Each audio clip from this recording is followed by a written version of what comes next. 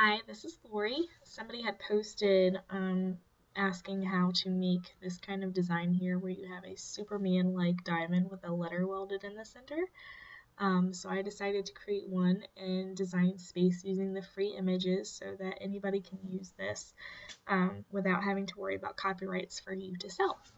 So I'm going to go to my blank canvas and explain how I did it. So like I said, I used free images. I went to my Cricut Crafting Basics cartridge, which you can get to by clicking cartridges and then searching your cartridge. I want this rectangle here, so I'm going to go ahead and insert my image. Then what I'm going to do is I'm going to make it bigger and I want to make it a square. So I'm going to go to my Edit menu, I'm going to unlock the proportions, and I'm going to make it 5 by 5. Okay. The next thing I'm going to do is I'm going to rotate it 45 degrees.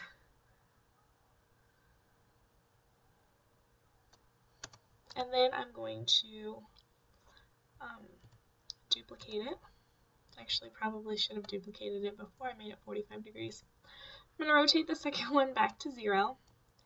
And then what I'm going to do is I'm going to use this square to chop off the top of this other one. So I'm going to unlock the proportions here, drag this out a little bit so it covers the whole top. And then I'm just going to kind of eyeball. So the easiest way for me to eyeball the thing is to make it 2 different colors, that way you can see your diamond. This is too tall for me, so I just moved it down. About there looks good, and I'm going to select this one and then shift and select this one, or you can use the clicking over here to do it as well. I'm going to go to my layers and I'm going to click slice, and so what that does is it cuts both of them from each other. So now this triangle is gone and it's missing from both pieces. Anything that overlapped is going to be cut. Alright, so now I can delete these because I no longer need them. Now what I'm going to do is I'm going to duplicate this diamond because we want to be able to hollow this out. So I'm going to duplicate. I'm going to zoom in a little bit here. Make this a little easier for you to see. Okay. So I want to make the inner one just a little smaller. I'm leaving my ratio locked here. And then I want to drag this to the center. As you can see, when you try to line up the points here and here, it makes the top part a little too close. So I'm going to highlight my whole image. I'm going to drag it down some. So what I want to do is I want to make sure that these are lined up. That looks good here. Make sure my bottom's lined up. Oops. Alright, that looks good to me. But then I want to slice the top of this one off to give me a bigger gap at the top. So I'm going to go and I'm going to insert another rectangle.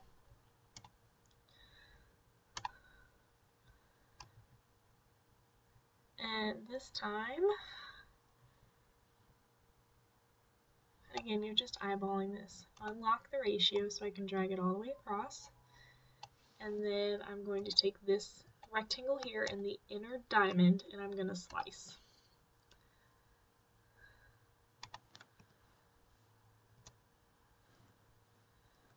And then I'm going to delete, oops, wrong one. And now I'm going to do the same thing with these 2 diamonds. I'm going to slice them. And then when you do that, now you have your outline. And so then you can go in and you can add in any kind of text that you like. If it'll click on it for me.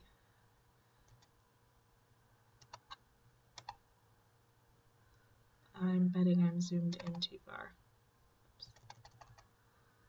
Haha, I was. Scroll up and back over. T. And there we go. So then you just pick whichever font you want, you drag it over here, and you play around with it. The font that I had chosen before, I think she wanted it dragged over so that the T was actually in the corners. It doesn't matter what you do. But I used more rectangles actually to slice the sides of the bottoms of the T off because I didn't want it sticking out past this. So I just kind of this, sliced it off,